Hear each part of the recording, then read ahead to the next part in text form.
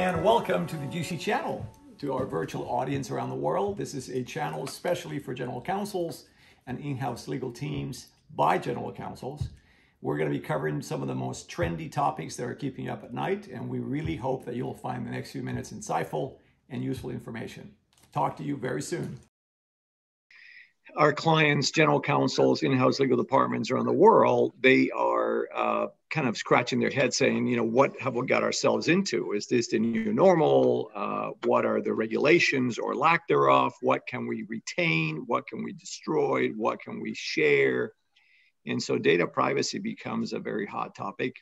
I mean, for our audience of the GCs and in-house legal departments, what are the top three sort of pitfalls or risks that they need to be aware of in that to the viewers in our world area, the cyber area, that they would appreciate hearing from us? What are those tips that we can give them at this time? Well, one of them is obviously security. So they have to manage the security issues and understand what the security requirements are. And those can vary jurisdiction by jurisdiction, and yet it's very difficult to try to manage those on a peculiar basis. They need to, in order to have practical efficiency within an organization, they need to standardize as much as possible.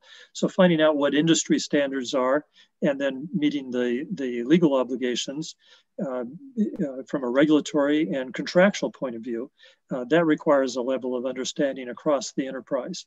Another issue, obviously, is the transborder question, because when you go to cloud solutions, and especially in a regional or a global enterprise, then you're trying to understand where your data is and where the applications are, and suddenly you're not dealing just on handling things within a particular office or plant or a data center within a particular country or a particular state or province in a federal system, but you're in effect dropping your data off with a third party, trusting them on a contractual basis, and that third party may be applying applications to it and storing the data in a variety of places, and it may move around in the course of a 24-hour period, and then you're accessing it from several locations. So you've triggered the laws and regulations and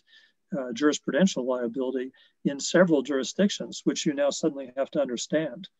And one of the analogies that was used by an HP executive several years ago is that when you're doing cloud computing, it's a little bit like dropping your child off for daycare in the morning and saying, exactly where's Johnny going to be taken care of during the day, and the manager tells you, well, I'm not sure, but when you come back at 5, he'll be here.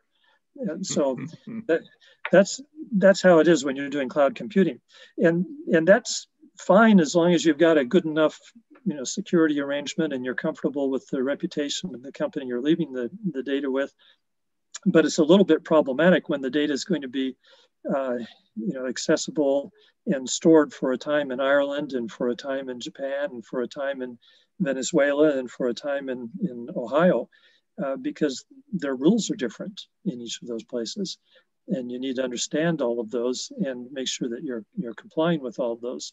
And we have, recent decisions, for example, the Court of Justice of the European Union in the Schrems II decision that say, well, if you're a data controller in the European Union, you really have to understand how the company in the United States is looking at that data, what rules apply to them. Not only what are they doing with the data, but what is the NSA in the United States that might be surveilling the data doing with it, and what kind of controls there are over that, and what recourse is available.